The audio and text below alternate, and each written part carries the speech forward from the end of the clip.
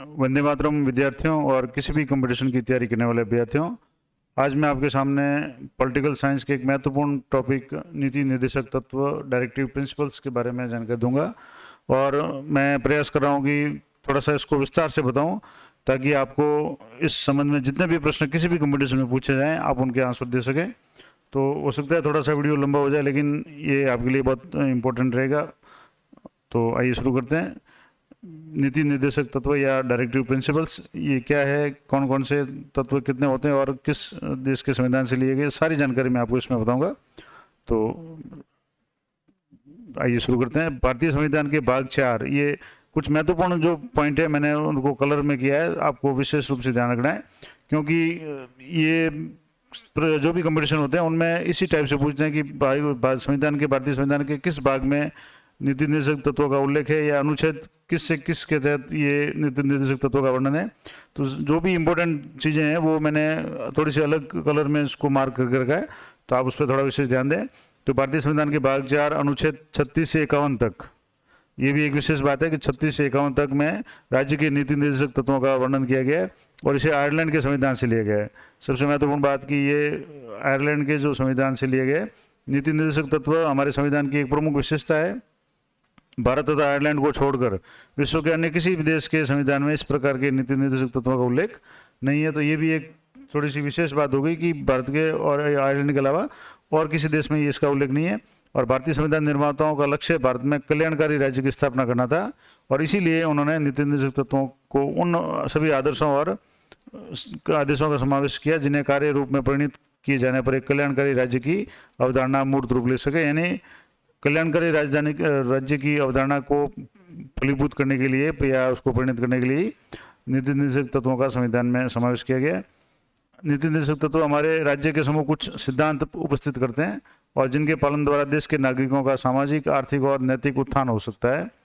संविधान की प्रस्तावना द्वारा भारत के नागरिकों को समानता, स्वतंत्रता और न्याय सुलभ कराने का जो संकल्प व्यक्त किया गया है वह इन आदर्शों की क्रियान्विति किए जाने पर ही पूर्ण हो सकता है। अतः ये नीति निर्देशक तत्व एक प्रकार से समाज के लिए, राज्य के लिए नैतिकता के सूत्र है और देश में वास्तविक रूप में सामाजिक और आर्थिक प्रजातंत्र की स्थापना करते हैं। अगर इनकी सही तरीके से पालना होगी तभी प्रजातंत्र या लोकतंत्र है वो सही मायने में स्थापित होगा। विधि निर्माण में इन तत्वों का प्रयोग करना राज्य का परम कर्तव्य है, और जैसा कि अनुच्छेद 37 में कहा गया है कि इस भाग में दिए गए उपबंधों को किसी भी न्यायालय द्वारा लागू या इन्फोर्स नहीं कराया जा सकता। फिर भी इसमें दिए गए तत्व देश के शासन में मूलभूत है और विधि निर्माण में इन तत्वों का प्रयोग करना राज्य का कर्तव्य होगा। यानी ये न्यायालय द्वारा वादी योग्य तो नहीं है, लेकिन किसी भी सरकार के लिए एक आदर्श है और इनका पालन करना सरकार या राज्य के लिए एक उनका कर्तव्य रहेगा। इस प्रकार नीति निर्देशक तत्वों के संबंध में कुछ प्रमुख जो 3 बातें हैं वो कौन कौन सी है। पहली बात है कि इन तत्वों को न्यायालय द्वारा लागू यानी इन्फोर्स नहीं किया जा सकता। दूसरे शब्दों में इन्हें वैधानिक शक्ति प्राप्त नहीं है जैसा कि मूल अधिकारों को है। दूसरा, नीति निर्देशक तत्व देश के शासन में मूलभूत स्थान रखते हैं। और तीसरा है, कानून बनाते समय इन तत्वों का प्रयोग करना राज्य का कर्तव्य होगा, यानी राज्य को इन नीति निर्देशक तत्वों का पालन करते हुए ही कानून का निर्माण करना होगा। ध्यातव्य है कि संविधान निर्माण के समय नव स्वाधीन राष्ट्र के रूप में देश की आर्थिक संसाधन अत्यंत सीमित थे। यानी जब देश आज़ाद हुआ तो आर्थिक स्थिति देश की बहुत खराब थी और जिसके कारण सभी लक्ष्यों को तत्काल प्राप्त नहीं कर सकता था। इसी कारण नीति निर्देशक तत्वों को वाद योग्य रखा गया, नहीं बनाया गया। यानी कि उनको न्यायालय में जैसे वाद इनके अगेंस्ट में नहीं किया जा सकता, लेकिन उन्हें संविधान के एक मार्गदर्शक सिद्धांत डायरेक्टिव प्रिंसिपल्स के रूप में रखा गया, क्योंकि उस समय देश की परिस्थितियाँ ऐसी थी कि सारे जो भी नीति निर्देशक तत्व है उनको लागू करना संभव नहीं था तथा इनका क्रियान्वयन कब और कैसे किया जाएगा ये राज्य पे छोड़ दिया था, यानी ये शासन पे छोड़ दिया था कि इसको कब लागू किया जाएगा। लेकिन एक सिद्धांत के रूप में, एक लाइट हाउस के रूप में ये दिए गए थे संविधान में। और इसके संबंध में केटी शाह ने कहा था कि राज्य के नीति निर्देशक तत्व सिद्धांत एक ऐसा चेक है जो बैंक की सुविधा के अनुसार अदा किया जा सकता है। यानी चेक तो है, लेकिन जब बैंक इच्छा होगी तभी उसका भुगतान करेगा। अर्थात जैसे जैसे राज्य के आर्थिक संसाधन बढ़ेंगे इनका क्रियान्वयन किया जाएगा। अनिवार्यता नहीं थी कि इनको संविधान के लागू होने के साथ ही इनको लागू किया जाए। ये समय काल की और देश की परिस्थितियों के अनुरूप इनको थोड़ा सा छोड़ा गया था। और अनुच्छेद 36 के अनुसार राज्य शब्द वही है जो भाग 3 यानी अनुच्छेद 12 में दिया गया है। अनुच्छेद 12 के अनुसार राज्य से अभिप्राय केंद्रीय सरकार, संसद, राज्य सरकार, विधानमंडल और भारत सरकार या राज्य सरकार के अधीन सभी स्थानीय या अन्य प्राधिकारियों से है। तो यानी राज्य का मतलब यहाँ सरकार से या राज्य सरकार, केंद्र सरकार या विधानमंडल है, इनसे संबंध है। तो ये महत्वपूर्ण बात थी। अब नीति निर्देशक तत्वों का जो वर्गीकरण है, तो नीति निर्देशक तत्वों की परिधि अत्यंत विस्तृत है और वे जीवन के विभिन्न पहलुओं से संबंधित है, अतः इनका सर्वमान्य वर्गीकरण संभव नहीं है, लेकिन सुविधा की दृष्टि से, अध्ययन की दृष्टि से इन्हें कुछ वर्गों में विभाजित किया जाता है। अब कैसे विभाजित किया गया? जैसे आर्थिक न्याय संबंधित नीति निर्देशक तत्व कौन कौन से हैं? तो अनुच्छेद 38 और 39 में जो भी वर्णित है वो आर्थिक न्याय से संबंधित है। सामाजिक सुरक्षा से संबंधित नीति निर्देशक तत्व है वो 41, 42, 43, 45, 46 और 47। और समाज कल्याण से संबंधित नीति निर्देशक तत्व है वो 40, 44, 48, 49, 50 और 51। इस तरीके से कुछ व्यवहारिक अध्ययन के लिए इनको विभाजित किया गया, हालांकि इनका उद्देश्य बहुत विस्तृत है। और आर्थिक न्याय संबंधित नीति तत्व कौन कौन से हैं? तो भारतीय संविधान के निर्माता का उद्देश्य भारत को एक लोक कल्याणकारी राज्य की स्थापना करना था, यानी उस समय ऐसा राज्य स्थापित करना था जिसमें सभी का कल्याण हो।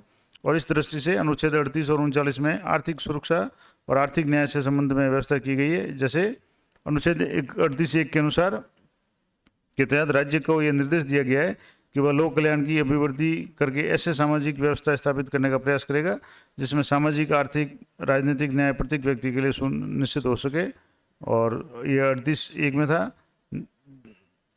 इसी प्रकार 38(2) में निर्देश है कि राज्य विशेष रूप से आपसी असमानता को कम करने का प्रयास करेगा और न केवल व्यक्तियों के बीच में बल्कि विभिन्न क्षेत्रों में रहने वाले और विभिन्न व्यवसायों में संलग्न लोगों के समूहों के बीच में प्रतिष्ठा, सुविधा तथा अवसरों की असमानता समाप्त करने का प्रयास करेगा। यानी ये समानता पे को बढ़ावा देने का जो प्रयास था।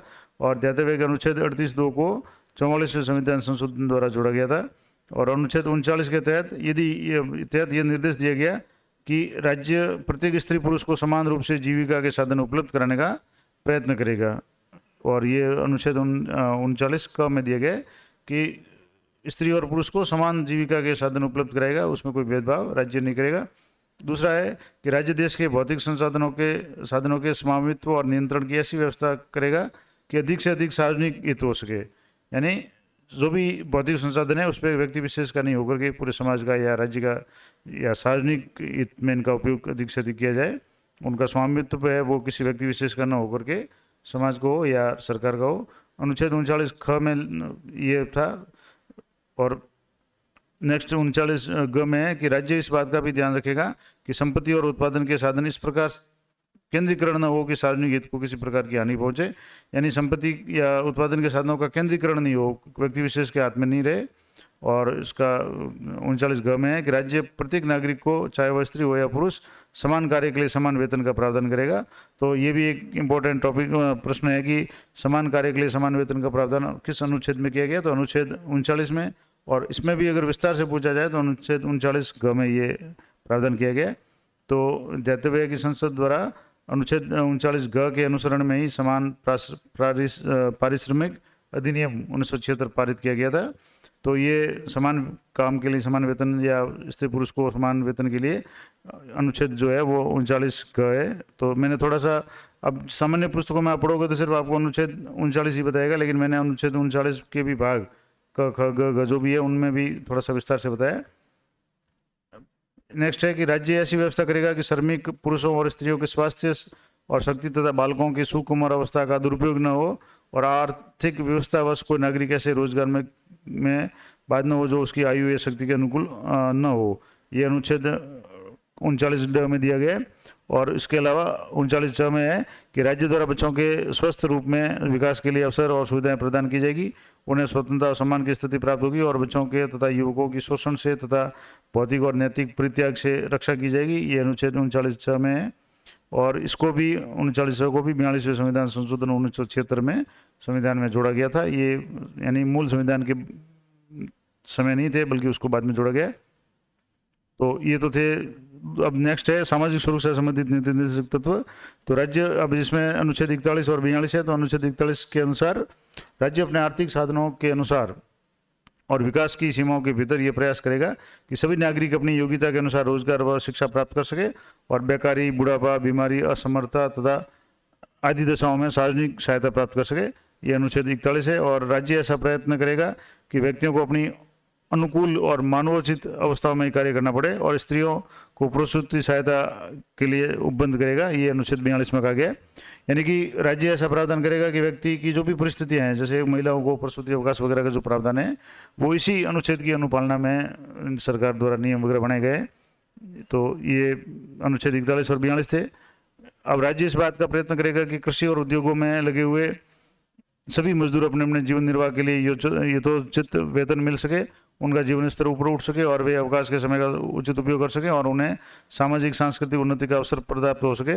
और ध्यातव्य है कि मनरेगा, महात्मा गांधी रोजगार गारंटी कार्यक्रम है, राज्य के इसी संवैधानिक लक्ष्य की पूर्ति की दिशा में केंद्र द्वारा प्रायोजित एक कार्यक्रम है। मनरेगा के बारे में आपको विस्तार से पता है। और राज्य का ये प्रयास होगा कि गाँव में व्यक्तिगत अथवा सहकारी आधार पर कुटीर उद्योगों को प्रोत्साहन मिले, ये अनुच्छेद 43 के अनुसार है। और इसी में एक भाग अनुच्छेद 43 क में है, जिसमें राज्य उचित व्यवस्थापन तथा या अन्य प्रकार के औद्योगिक संस्थानों के प्रबंध में कर्मचारियों को भागीदार बनाने के लिए कदम उठाएगा। यानी जो भी बड़े बड़े संस्थान होंगे उनमें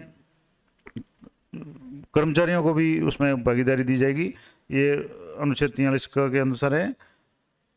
इसके अलावा आगे है कि मूल संविधान में अनुच्छेद 45 में कहा गया था कि राज्य 14 वर्ष तक के बालकों के लिए निःशुल्क और अनिवार्य शिक्षा की व्यवस्था प्रदान करेगा।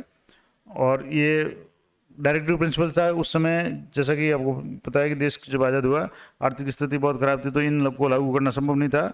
तो 86वें संविधान संशोधन 2002 के द्वारा इस नीति निर्देशक तत्व को स्वतंत्रता के अधिकार या के अंतर्गत मूल अधिकार में भी इसकी स्थिति प्रदान की गई है। और इसके स्थान पर एक नया अनुच्छेद प्रतिस्थापित किया गया है, जो कि इस प्रकार है कि राज्य प्रारंभिक बाल्यावस्था में देखभाल और बच्चों की शिक्षा के लिए प्रयास करेगा। और ये अनुच्छेद 46 में क्या कहा गया है कि राज्य जनता के दुर्बल वर्गों, विशेषतः अनुसूचित जातियों तथा अनुसूचित जनजातियों के शिक्षा तथा अर्थ संबंधी हितों की विशेष सावधानी से उन्नति करेगा और सामाजिक अन्याय तथा अन्य प्रकार सभी प्रकार के शोषण से उनकी रक्षा करेगा। ये अनुच्छेद 46 के अंतर्गत ये प्रावधान किया गया है। राज्य लोगों के जीवन स्तर और स्वास्थ्य को सुधारने के लिए प्रयत्न करेगा और इस उद्देश्य की पूर्ति के लिए औषधि में प्रयोग किए जाने के अतिरिक्त स्वास्थ्य के लिए हानिकारक मादक द्रव्य और अन्य मादक पदार्थों के सेवन पर प्रतिबंध लगाएगा। ये अनुच्छेद 47 में कहा गया है। यानी जो भी मादक पदार्थ वगैरह है, जैसे अफीम वगैरह, तो उनको दवाइयों के लिए अगर काम में लिया जाता तो उसमें एक लिमिटेड छूट दी जाएगी। इसके अलावा अन्य पर राज्य प्रतिबंध लगाएगा। और अनुच्छेद 39 क के तहत राज्य को निर्देशित किया गया है कि वह इस बात का प्रयत्न करेगा कि कानूनी तंत्र का संचालन इस प्रकार से हो कि सभी को समान रूप से न्याय उपलब्ध हो सके और आर्थिक रूप से कमजोर या किसी अन्य प्रकार से निर्योग्य व्यक्तियों के लिए निःशुल्क विधिक सहायता की व्यवस्था सुनिश्चित हो, जिससे वह न्याय प्राप्त करने से वंचित नहीं रह जाए। ये 42वें संविधान द्वारा इसमें संशोधन किया गया था और ये अनुच्छेद 39 क में वर्णित किया गया है। अब नेक्स्ट जो कुछ प्रावधान है या अनुच्छेद है वो है समाज कल्याण से संबंधित नीति निर्देशक तत्व है। अनुच्छेद 40 इसके तहत प्रावधान किया गया कि राज्य पंचायतों के गठन के लिए कदम उठाएगा और इसी की अनुपालना में पंचायती राज की स्थापना की गई थी। और आपको अगर याद हो तो राजस्थान के नागौर जिले से ही सब प्रथम पंचायती राज की जो शुरुआत की गई थी पंडित जवाहरलाल नेहरू द्वारा, बगदरी जो पंचायत है नागौर जिले में, वहाँ से। तो ये भी अनुच्छेद 40 की अनुपालना में किया गया था और इन्हें अधिक और शक्ति प्रदान करेगा और जितने से वह एक स्वायत्त शासन इकाई के रूप में कार्य कर सके। और ध्यातव्य है कि इस निर्देश के क्रियान्वयन में संविधान का 73वीं और 74वां संविधान संशोधन, आपको पता होगा कि 73वां है वो स्थानीय निकाय ग्रामीण से संबंधित है और 74वां है नगर पालिका या नगरीय निकाय से संबंधित संविधान संशोधन है, जिसमें इनको मान्यता दी गई है। तो अधिनियम 1992 में को पारित करके भाग 9 और 9 क के तहत क्रमशः पंचायतों और नगर पालिकाओं के गठन, निर्वाचन, शक्तियों और उत्तरदायित्वों का प्रावधान किया गया है। तो अब जैसे 73वां संविधान संशोधन है वो पंचायतों से संबंधित है और इसमें संविधान के भाग 9 में इसका वर्णन है और 74वां संविधान संशोधन है वो नगर पालिकाओं यानी शहरी निकायों से संबंधित है और जिसका वर्णन है संविधान के भाग 9 क में किया गया है। तो ये भी एक इम्पोर्टेंट प्रश्न है, कई बार थोड़ा सा प्रश्न घुमा के पूछते हैं कि 73वें संविधान संशोधन संविधान के किस भाग से, तो भाग 9 हो गया, संविधान 73वां संशोधन हो गया और उसमें किससे संबंधित है, तो पंचायती राज व्यवस्था से संबंधित है। जबकि 74वां संविधान संशोधन है वो भाग 9 क के तहत है और इसमें नगरीय निकायों, जिसमें नगर पालिका, नगर परिषद और नगर निगम के लिए जो भी उनके चुनाव है, उनकी शक्तियां हैं, उनके वित्तीय अधिकार वगैरह है, उन सब से संबंधित जो प्रावधान किए गए हैं। अनुच्छेद 43 ख के अंतर्गत राज्यों को यह निर्देश दिया गया है कि सहकारी समितियों के स्वैच्छिक गठन, स्वतंत्र संचालन, लोकतंत्र नियंत्रण और व्यावसायिक प्रबंधन को प्रोत्साहित करे।